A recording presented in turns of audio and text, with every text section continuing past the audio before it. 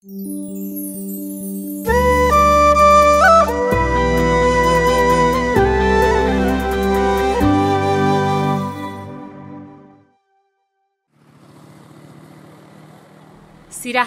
उत्तरी भेगतिर चुरेको छाडमा एउटा शिक्षित परिवारमा जन्मिएकी शिवकुमारी रामको जिन्दगी ठिकठाकै चल्दै थियो। 8 कक्षा पढ्दा पढ्दै गाउँमा आएका परदेशीसँग माया बस्यो। गाउँठाउँलाई चटक्कै छाडेर उनी मनले डोर्याएको मायाको बाटो हिँडिन्। अब कसरी भयो त्यति बेला हामीहरूलाई केही थाहा थिएन, हामी बच्चाको उमेर। मैले 16 वर्षमा मेरो छोरा पाइसकेको थियो। उहाँको बुवा उतै बस्नुहुन्थ्यो हाम्रो माइतीतिर। हिँड मसँग घुम्न जान भनेर भागेर भन्नु कि के भयो स्कुलैबाट। अनि पछिबाट अब मैले तिमीलाई ल्याइसक्यो म बिहे गर्छु भनेर म बिहे गरेँ उतै। त्यो बेलामा त्यही अनपढ छ, पढे लेखेको छैन, यसोसँग के बिहे गर्नु भनेर आमा बाउ सबै छोराछोरीको भविष्य नबिगाएर भनेर त्यति बेला रिसाएको थियो। अनि पछि आएर बुवाले अब छोरी लानुपर्छ, धेरै भयो, 10-12 वर्ष भइसक्यो, हाम्रो छोरी आउँदैन, म भेट्छु छोरीलाई। अनि त्यही आज भन्नुभयो, भोलिपल्टै मेरो बुवा बित्नुभयो। अहिलेसम्म मलाई बोलाउँदैन, छैन बोलाएको।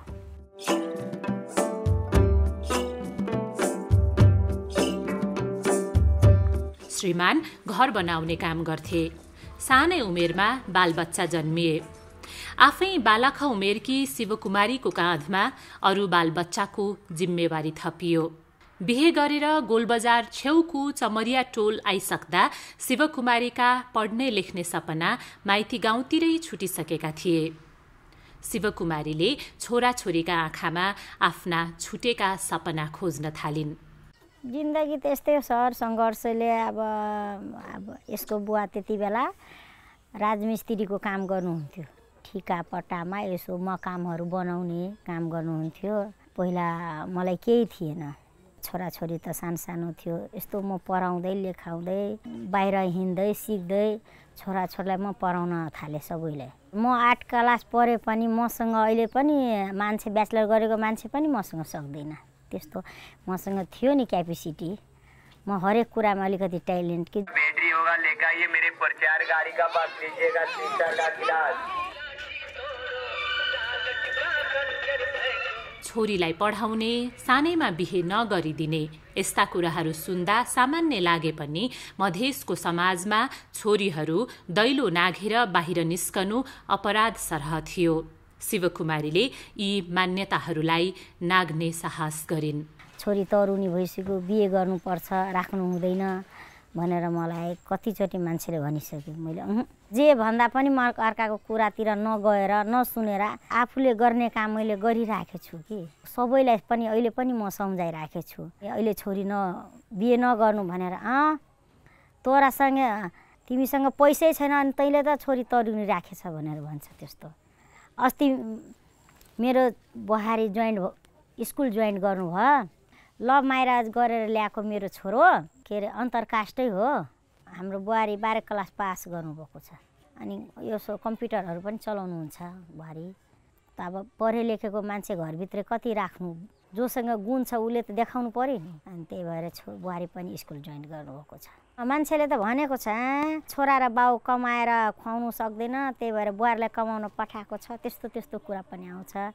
छोरीको कमाइ खान्छ। मैले ठिक छ, कुन संविधान र कुन किताबको पेजमा लेखेको छ कि छोरा मात्रै कमाएर खुवाउँछ, छोरी कमाएर खुवाउँदैन? हामीले जन्म दिने छोराछोरी बराबर, अनि किन नखुवाउनु त? अनि मैले भनिदिन्छु यो त नेति नि, योसँग के यसले कुरामा सक्न दिँदैन भनेर भन्छ मान्छे।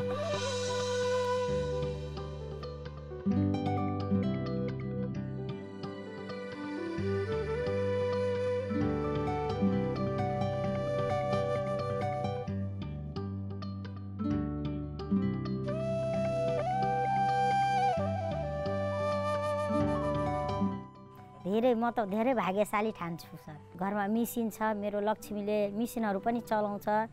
अहिले पनि उहाँ पढ्नु पनि हुन्छ, उता अफिसतिर पनि काम जे हुन्छ अलिकति पकेटै खर्च निस्किन्छ, तर काम त सिक्नुहुन्छ।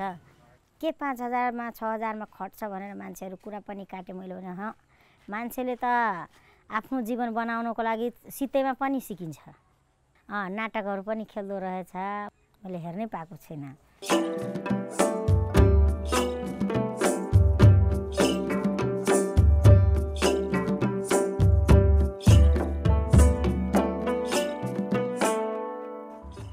भन्छ नि मान्छेले त बाहिर बाहिर कुरा काट्छ सर, तर भित्रभित्र त परेको छोरीहरू हेर्न त कस्तो राम्रो छ, पढे लेखेको बुहारी ल्याएको छ, दहेज लिनु हुँदैन, बरु राम्रो बुहारी खोजेर गर्नुपर्छ भनेर मान्छेहरू भन्छ। पुरुषभन्दा हामी महिला धेरै काम गर्छौँ, तर महिलाको मूल्य छैन कि हाम्रो ज्याला छैन।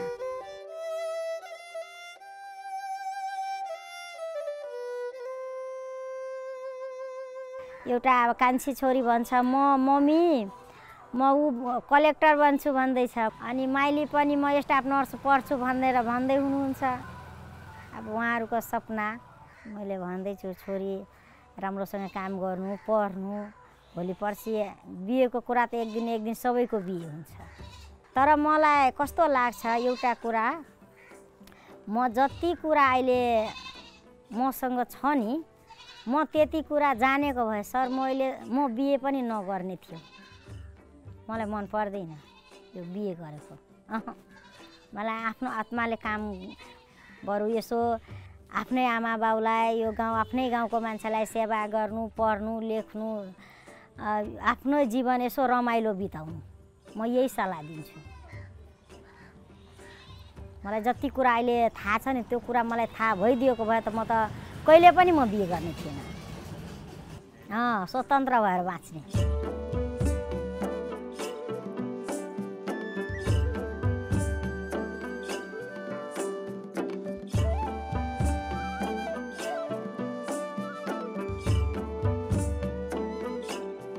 जेठी छोरी लक्ष्मी 11 कक्षामा पढ्छिन्, तर सानैदेखि आमाले चेतना र साहसका पाठहरू पढाएकी छिन्।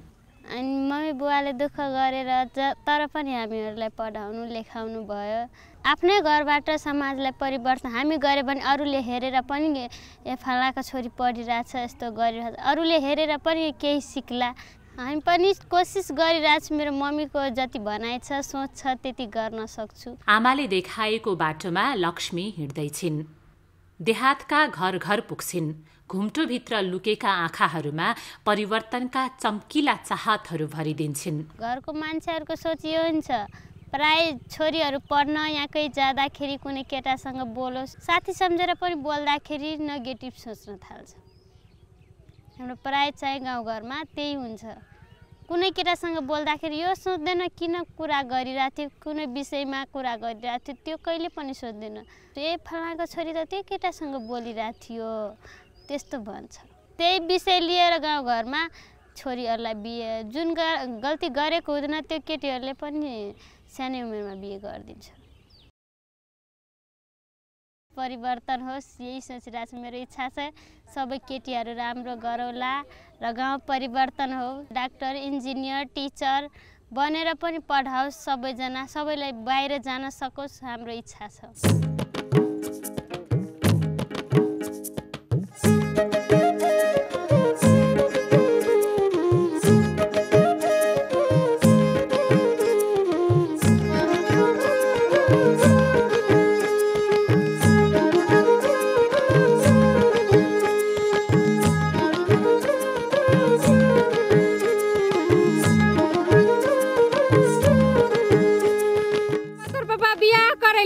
हम अभी बियाह नहीं करबो, अभी हमरा 14 बरस भेलो। कथा के प्रमुख पात्र छै दुलारी और एकर मम्मी पापा एकरा जबरदस्ती बियाह कर दे। बाल विवाह। लक्ष्मी नाटक पनि गर्छिन्। उनी जस्तै जुझारू छोरी बुहारीहरू नाटक टोलीमा छन्। चुलो चौकोको संघार नाघेर उनीहरू गाउँ बस्ती डुल्छन् र जीवन जस्तै नाटक देखाउँछन्। नाटक गर्दाखेरि मैले सोचेको गर्दाखेरि जे पनि गर्न सक्छु। सरहरूले फर्स्टैचोटि मलाई लिएर जाँदाखेरि उहाँहरूले मलाई एकचोटि मात्रै भन्नुभयो, यस्तो गर, तिम्रो मनमा जे आउँछ त्यही गर।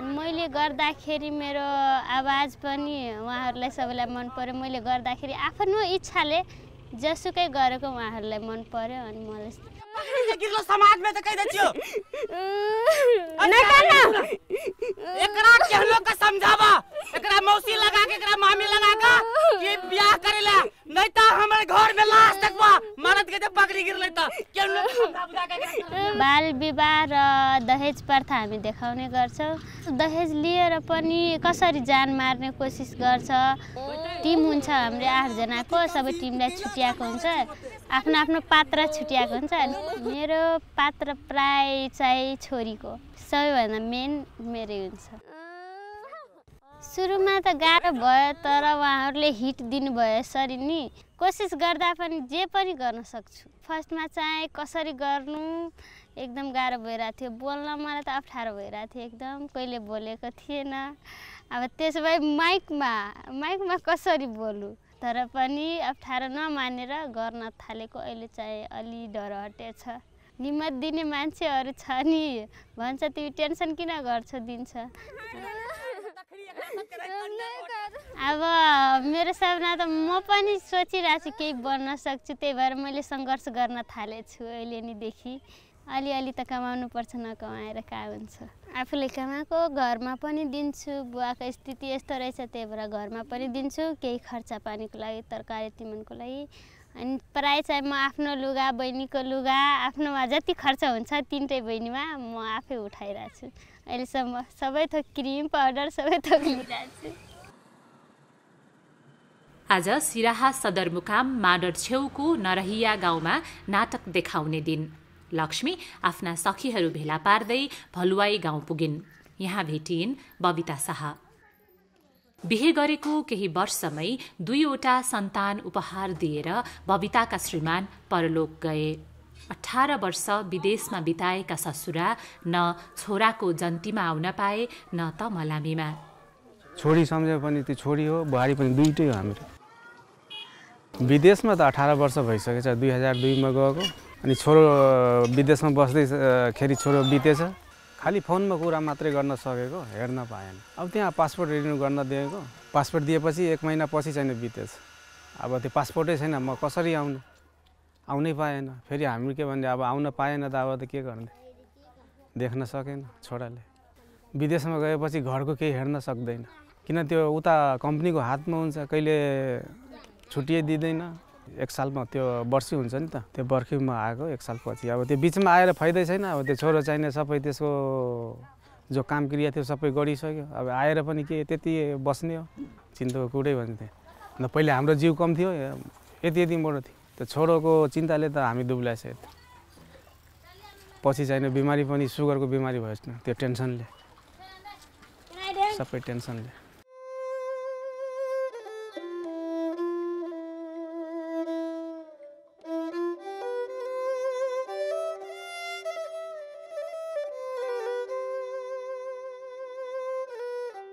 मेरो श्रीमानको धेरै ठुलो बिमारी भयो हार्टको बिमारी मैले कहिले पनि सुनेको थिएन यो हार्टको बिमारी त्यो सुनेको थिएन भोगेको थिएन सबै ठाउँमा इलाज गराउनु काठमाडौँ कता हुन्छ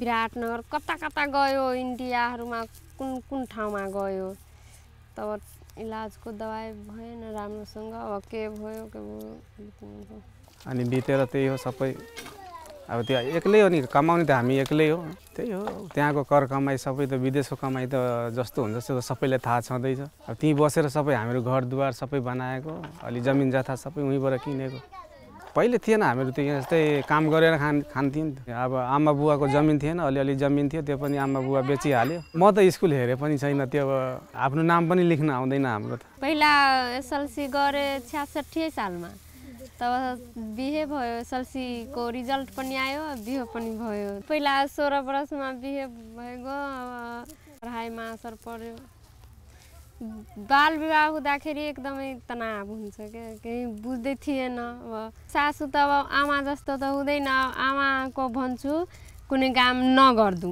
म यो काम गर्दिनँ तर सासूको भन्न मिल्दैन सासू को घरमा आउँदाखेरि सासूले सोच्छ के यो ठुलो हो यो 20-25 वर्षको बुढी हो त्यस्तो सोच्छ काम गराउन थाल्छ के काम मात्रै हेर्छ हामीहरूको बिहे त अझ सानो हुन्थ्यो, कपडा लगाउन आउँदैन, यहाँ बिहे गर्नले लिएर हिँड्थ्यो त्यतिखेर 12 साल 10 साल। त्यो बिहे गरेको थाहै हुन्थेन। अब कहिले थाहा मेरो बिहे भयो के भयो पहिले थाहै हुन्थेन।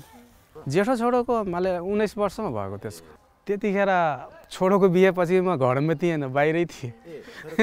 बिहेमा पनि थिएन। म यहाँ फागुनमा गएको अनि असारतिर चाहिँ गढेछ।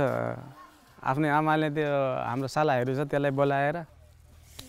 अब मेरो बहिनी छ नि एसएलसी गरेको त ऊ पनि प्रयास गरे दिदी नाम लेखाइलिनु न, 11 मा नाम लेखाइलिनु न।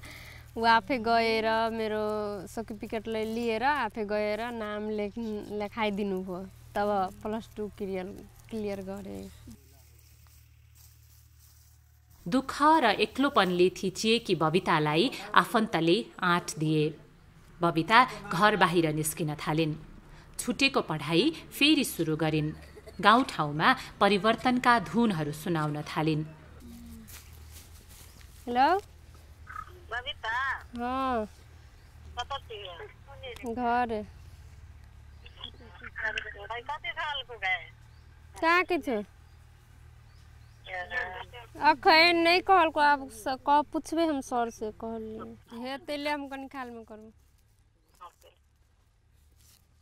मेरो दिदी छ एउटा, उसको श्रीमान धेरै तकलिफ दिन्छ के। ठुलो ठुलो छोराछोरी छ तर उसको श्रीमान आरोप लगाएर गलत प्रति अब राख्दैन उसको। त्यसको बारेमा हिंसाहरूमा परेको महिलाको न्याय दिलाउँछु, त्यसैले फोन गरेको। यस्तै हुन्छ के गाउँघरमा, यस्तै हुन्छ। अब मैले सोच्छु, अब बुझ्छु। पहिला कुनै कुनै मान्छे मात्रै पढ्न सक्छ अनि सबै पढ्न सक्दैन। अब 9 मा 10 मा जान्छ, बिहे गरिदिन्छ। अब उसको ससुरालको मान्छे जे गरोस्, मारो पिटो जे गरोस्, त्यही मामा बुवा छोडिदिन्छ। जस्तो तिम्रो बुवा चाहिने त्यहाँ माइतीमा छ त्यस्तै हामीहरू रोक्दैन कहिले पनि। त्यसको पहिले मूर्ख जमाना थियो। छोरीलाई घरबाट कहीँ जान दिन्थेन, बुहारीले कहीँ जान दिन्थ्यो, घरभित्र बस भन्थ्यो। अहिले त त्यो त छैन। अहिले त छोरी बुहारी छ, जान्छ, पढाइ लेखेको मान्छे, कसैको नोकरी हुन्छ, कसैको के हुन्छ। रोक्ने त अहिले जमानै छैन अब छोरी बुहारीले। पहिले हामीहरू सौदीमा थियो नि त, आइमा एउटा पनि नोकरीमा जान्थेन।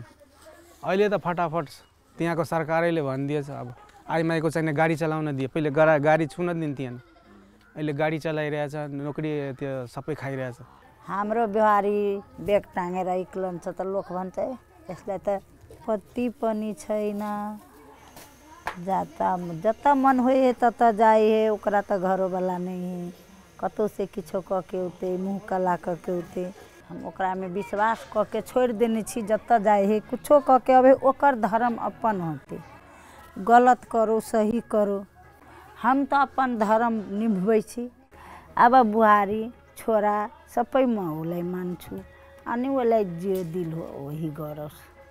अनि बुहारी मेरो अहिले कोहीमा छ तब त हजुरसँग मुलाकात भयो अनि हुँदैन। कल से अगाड़ी हमार बुहारी निमन काम करते, निमन व्यवहार करते, तो एहू से बढ़िया चीज हम देखबे। हम तो सह आशा में अब छे। अब बुहारी है, छोरा है, सबै उहे है, तेहने दुनिया चले। 3 सालदेखि नै समी सुरुवाल लगाउँछु, नत्र साडी लगाउनु हुन्थ्यो के। बल्ल बल्ल लगायो, आफ्नो मनले मैले समी सुरुवाल लगाउनु भयो। मेरो सासूहरू लगाउन दिँदै थिएन। पहिलोचोटि लगाएपछि सिरा गयो कार्यक्रममा त आउँदाखेरि एकदमै लाज लाग्दै थियो।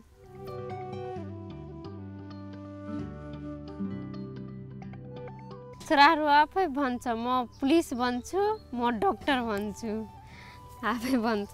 मैले भने पढ्नु, जति पढ्न इच्छा छ त्यति पढोस्। मैले पढेन नि, तर छोराहरू त पढ्छ। मेरो इच्छा पनि छ अब यहीमा कुनै काम गरोस्, राम्रो जिन्दगी बिताउनु पर्छ। अब सबै दिन यो भैँसीको चक्करमा म बस्दिनँ। अब मैले सबैलाई भनेको म बिहे अब गर्दैनँ। एकचोटि गरेको त यति दुःख पायो, अब फेरि यस्तो जिन्दगीमा म जाँदैन। अब सोचको परिवर्तन गरिलिनु हो मैले। छोरा छ, अब दुवै छोरालाई पढाउनु लेखाउनु, दुवै छोरासँग मिलेर कहिलेकाहीँ रमाइलो पनि गर्ने, काम पनि गर्ने, यस्तै जिन्दगी म बिताउँछु। मोरा अंगना में उगी गेलै चान रे, मोरा अंगना में उगी गेलै चान। सखिएला सखिएला सखिएला पिया मोर। नाटकमा अभिनय गर्ने केटीहरू भलुवाईबाट निस्के। उगी गेलै चान रे, मोरा अंगना में उगी गेलै चान।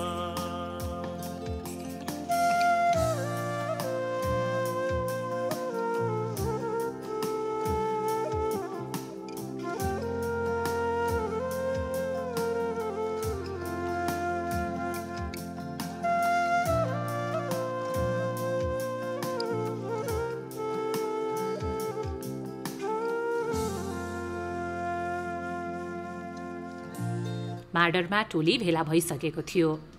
क्यारेक्टरहरु सेम त्यही हो, यही चीज त्यहाँनिर देखाएको थियो। केटाको आमा चाहिए न, चाहिए केटाको आमा चाहिए न। बड़ निक है ने? हां बड़ निक है लड़का, बउआ के केनो के समझा, बियाह करे के उमेर नै छै। देखि समाज में ओकरा बेटा के बेटी के तुरंते बियाह भ गेलै, 12 बरस में, तोरा त 14 बरस भ गेला। केही बेरको अभ्यास र छलफलपछि नाटक टोली नरहिया गाउँतिर लाग्यो। भरल मन चहक उठी गेलै, नीरस नैना सरस भ गेलै, दुख सा भरल मन चहक उठी गेलै, हैत नजर के मिलान रे, हैत नजर के मिलान रे, मोरा अंगना में उगी गेलै चान रे, मोरा अंगना में उगी गेलै चान। नरैया में है नाटक, यहाँ के देखले पड़ जाऊ। गाउँमा धुमधामको नाटक भयो। नाटक टोलीले जोरदार अभिनय गर्यो। गाउँलेहरूले उत्सुक भएर नाटक हेरे। बबिताकी सासु पनि बुहारीको नाटक हेर्न आएकी थिइन्। एकरा दहेज ले बेटी के बियाह रुक गेले त हाम्रो समाज में इज्जत के चल जात। बेटी निक से रह आगे खंडाना सब फांसी लटका वाला जहर पिया वाला आया। आई देखियो यहाँ काम के लगा हमरा घर में घर आ सब चीज बर्बाद कर दे केना लोग सब जल्दी से जल्दी आओ। गाउँ में केना तो जोगार पैसा पैसा घर में नि न होया तू औरत हल्ला करे जैसे कोही न कोहीसँग सबैसँग एक न एक किसिमको मनमा लाग्ने कथा हुन्छ कि हाम्रो परिवारको मान्छेहरूसँग, यो जति पनि हामी टिममा छौँ तिनीहरूसँग। सो त्यहीलाई सम्झेर एकछिन त्यो पर्फर्मेन्स गर्दिनँ। मान्छेहरूलाई कथा भन्ने रूपान्तरण कसरी गराउने उहाँहरूको मनमा भित्रबाट जागोस्। नाटकमै भेटिएकी मोनिका शर्मालाई पछ्याउँदै उनको लाहान स्थित डेरामा पुग्दा झमक्क साँझ परिसकेको थियो। आमा बाबुको खुसीका लागि सानै उमेरमा बिहे गर्न बाध्य भएकी मोनिकाको जीवन सोचे जस्तो भएन। म 9 क्लासमा हुँदाखेरि दिदी इनकास्टसँग पुलिससँग भागेर बिहा गर्नुभयो। त्यति बेलादेखि नै मलाई किचकिच गर्न थाल्यो बिहा गर्नको। अब गाउँ समाजमा पनि त्यस्तै हुन्छ, आफ्नो घर फ्यामिलीले भन्दा पहिला गाउँ समाजले कुरा काट्न थाल्छ। त्यति बेला मैले कुनै चासो दिइनँ। अनि 11 जोइन गर्दाखेरि ल अब बाबाआमाले मलाई पनि धेरै थोक सुनाउन थाल्यो, म यो गर्छु गरिनस् भने त्यो गर्छु भनेर तैँले पनि नाक कटाउने भइस् भनेर ल बाबामा खुसी हेर्दाखेरि मैले ओके गरिदिएँ। बिहे गरेर गएको घरमा निरन्तर अत्याचार सहन नसकेपछि मोनिकाले आफ्नो बाटो रोजिन्। मोनिकालाई जिन्दगीको पाठशालाले बाँच्न सिकायो। आफ्नै दुःखहरूलाई जितेर अनि भोगाईहरूबाट सिकेर मोनिकाले जीवनको नयाँ अध्याय सुरु गरेकी छिन्। म धेरै अगाडि बढिसकेको थिएँ कि अब चाहिँ कुनै बाँच्नुको कुनै अर्थ नै रहेन क्या। अब जसरी म मर्नु नै बेटर ठानेको थिएँ, तर धेरैले मलाई सम्झाए, आफूले पनि आफ्नो भित्री मनले नि मानेन कि त मर भनेर, मर्नु हुँदैन भनेर धेरै गरौँ भित्री मल्ने मलाई। तर जे होस् आज मैले त्यो मरेको भए आज म यसरी तपाईँहरूको अगाडि कुरा राख्ने थिइनँ, यसरी आज म लाइफमा अगाडि बढ्ने थिइनँ। अब त्यही हो, पहिलाको कुरा, पहिलाको जतिसुकै जे भए पनि म बिर्सेर आफ्नो बाटोतिर लागि अब पढाइ पनि निरन्तर गर्ने हो र केही बनेर आफ्नो फ्यामिलीलाई आफ्नो गाउँलाई देखाउने छु। शिवकुमारी, लक्ष्मी, बबिता र मोनिकाहरू बदलिँदो मधेसका प्रतिनिधि कथा बाँचिरहेछन्। उनीहरूका बलिया कथाले अरू थुप्रैलाई आँट र हौसलाको झिल्को दिएको छ।